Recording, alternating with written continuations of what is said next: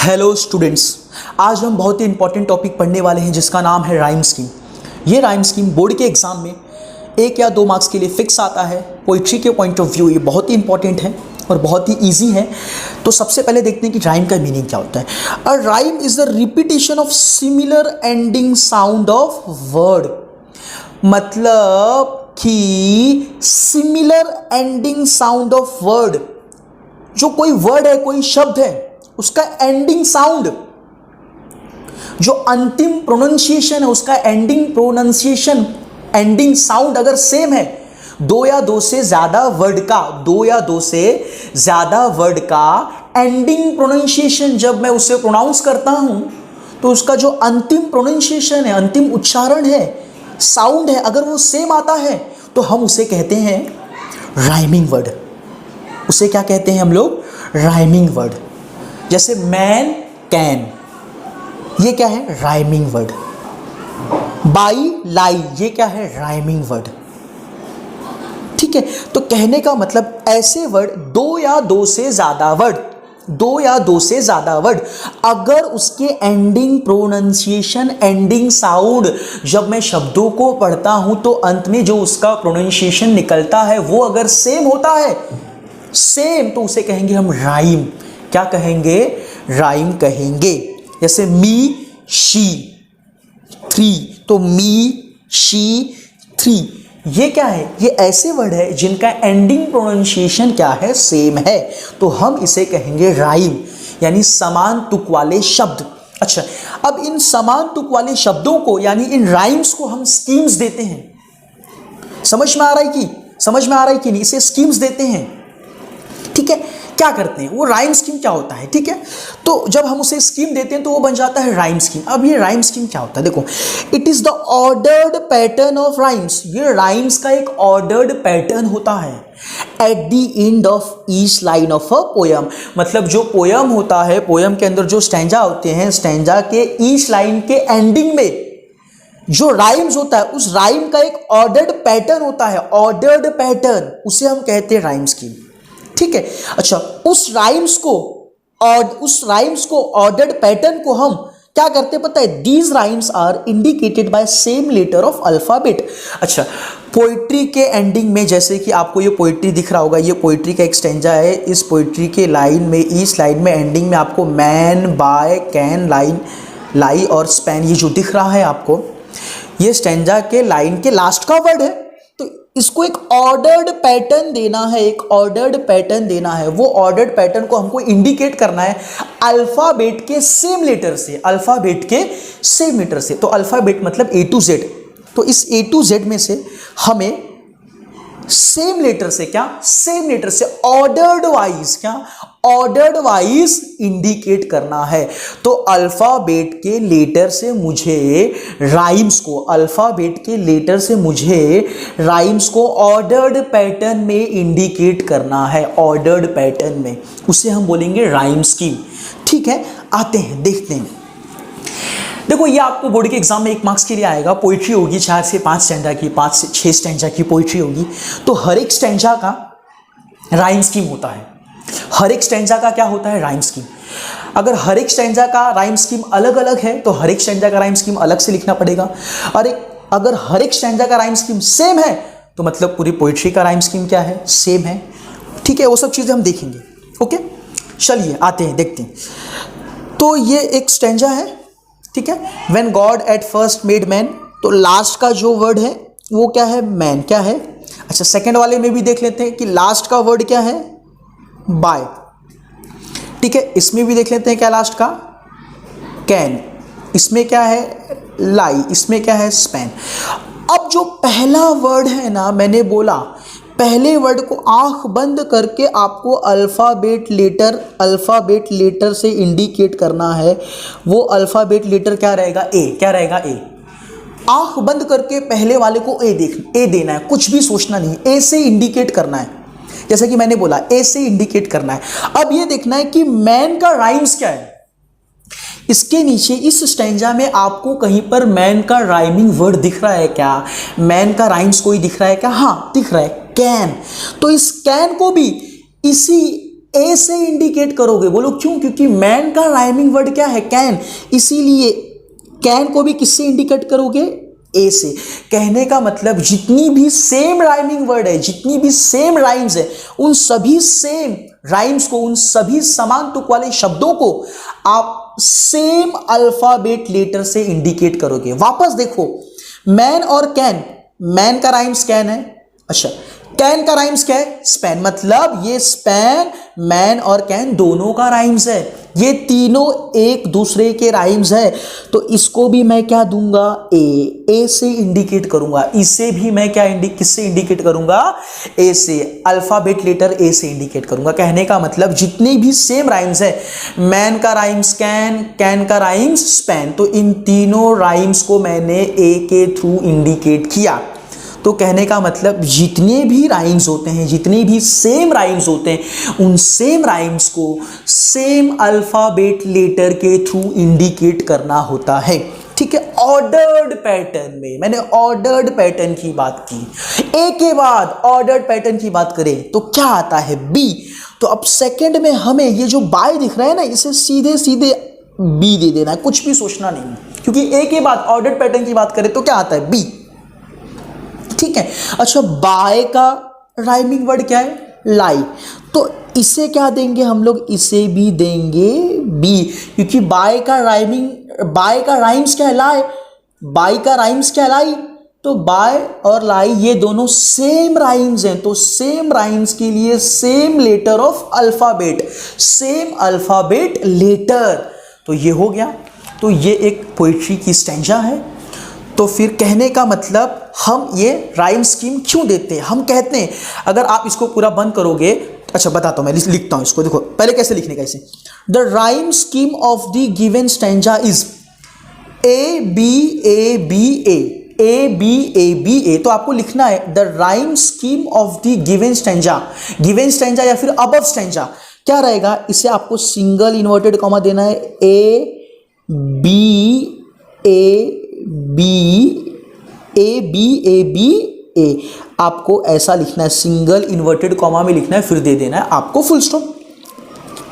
अच्छा, अगर आप इसको बंद करते हो, जब आप इसको देखते हो तो इससे मुझे पता चलता है कि एक पोइट्री है, पोइट्री के स्टैंजा में पहली लाइन और तीसरी लाइन में, पहली और तीसरी लाइन में सेम राइम्स हैं, उस स्टैंजा के दूसरी और चौथी लाइन में सेम राइम्स हैं, पहली, तीसरी और पांचवी लाइन में सेम राइम्स हैं, दूसरी और तीसरी लाइन में सेम राइम्स हैं।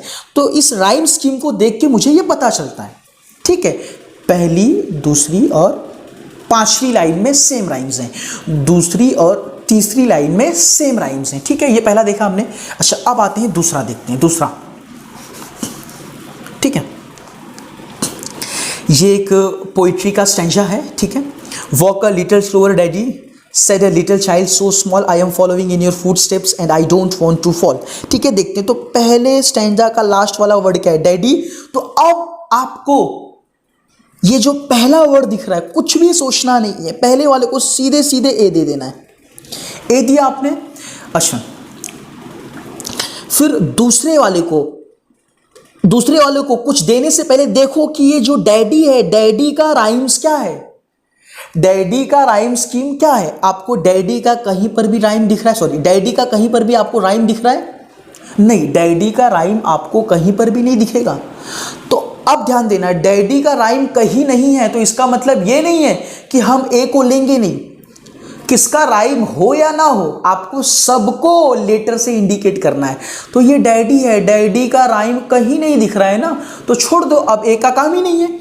अब सेकंड वाले को क्या देना है? बी। क्या देना है? बी। तो सेकंड वाला क्या है? स्मॉल। तो आप देखो ये स्मॉल का राइमिंग वर्ड है क्या? स्मॉल का राइम है क्या? यस, स्मॉल का राइम क्या है? फॉल। तो स्मॉल का राइम क्या है? फॉल।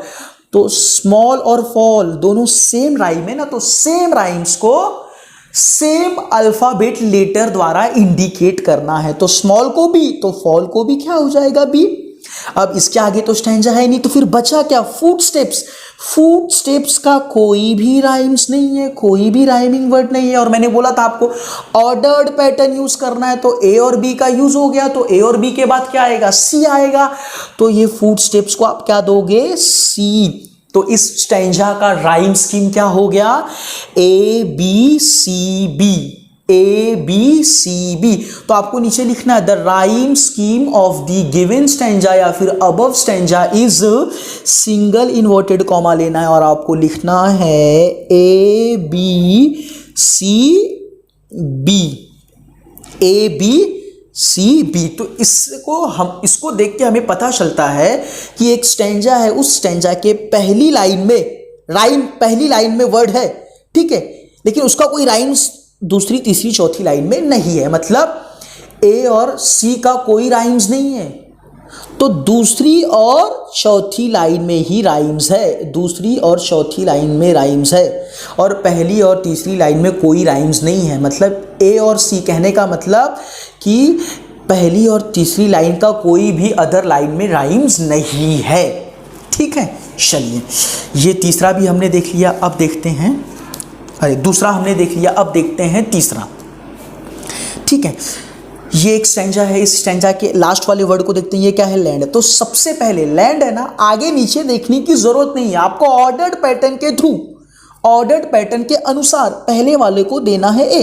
अब आपको देखना है क्या लैंड का कहीं पर भी आपको राइमिंग वर्ड दिख रहा है क्या?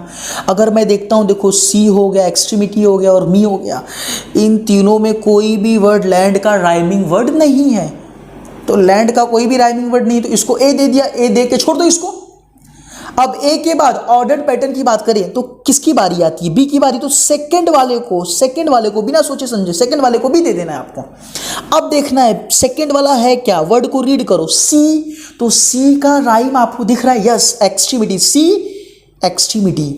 तो देखो इन दोनों का एंडिंग प्रोनाउंसिएशन सी एक्सट्रीमिटी, तो क्या आ रहा है? सी ई, मतलब ई और ई आ रहा है लास्ट में, सी एक्सट्रीमिटी। तो एंडिंग प्रोनाउंसिएशन ई और ई से क्या हो रहा है? सेम हो रहा है। तो इसको भी क्या देंगे हम लोग? बी, क्योंकि सेम राइम्स को आपको सेम अल्फाबेट लेटर के थ्रू इंडिकेट करना है। और ये जो मी है, मी भी इन दोनों का क्या है? राइम्स है। तो इसे भी क्या दोगे आप? बी। बोलो क्यों? क्योंकि सेम राइम्स को सेम अल्फाबेट लेटर द्वारा इंडिकेट करना है, लेटर के थ्रू इंडिकेट करना है। तो अब आप लिख सकते हो the rhyme scheme of the given यानी above stanza is A B B B, A B B B.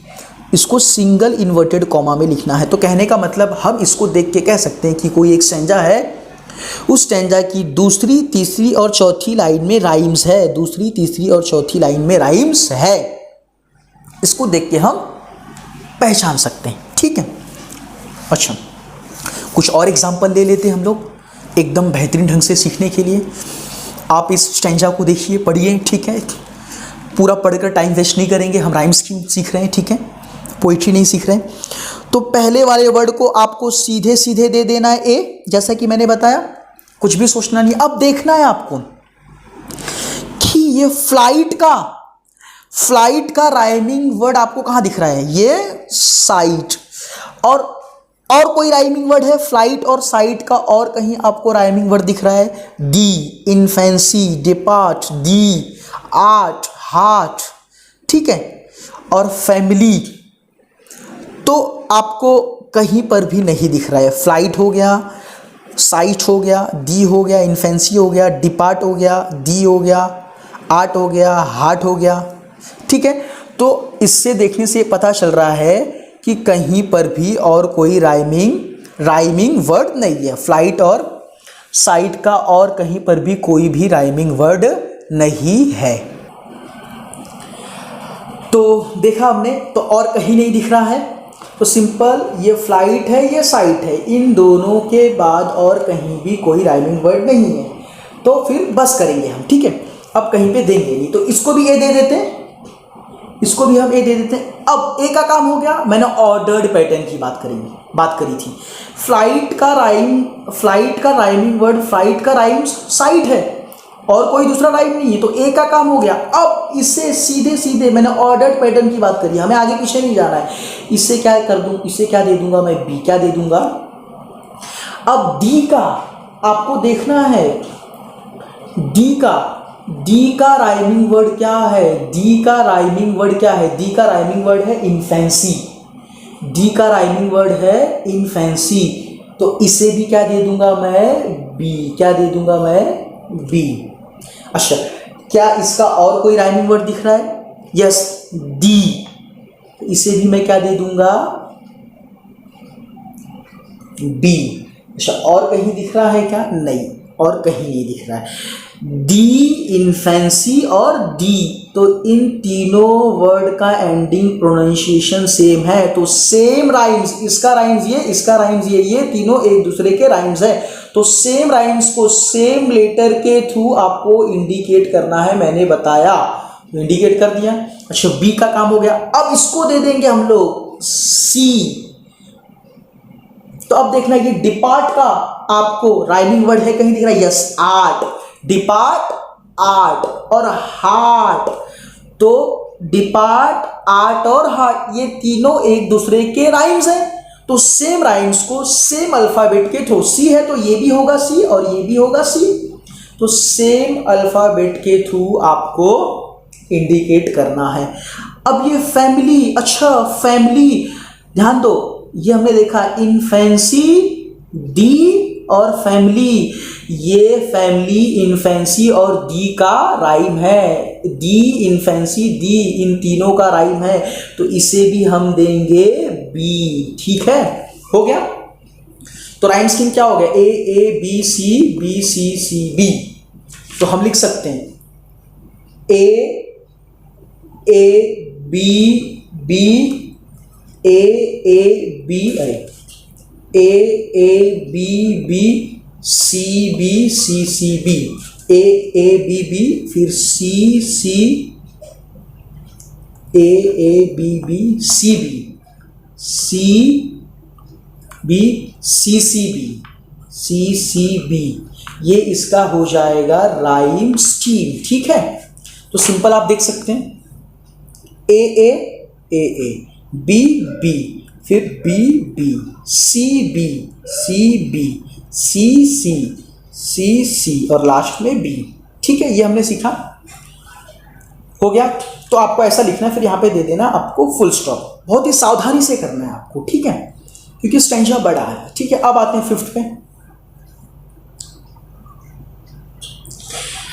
तो लास्ट में देखते हैं इसका यू। तो यू का राइम क्या है, यू, और ये यू का राइम यू, और इसका ये टू, मतलब ये चारों के चारों ही एक दूसरे के राइम्स हैं। तो पहले वाले को मैंने ए दिया, तो बाकी सबको भी क्या दूंगा मैं, ए, क्योंकि चारों के चारों एक दूसरे के राइम्स हैं। तो सेम राइम्स को सेम लेटर के थ्रू, सेम अल्फाबेट लेटर के थ्रू इंडिकेट करना है, वो भी ऑर्डर्ड पैटर्न में, क्योंकि पहला ही राइम है भैया, ए आएगा।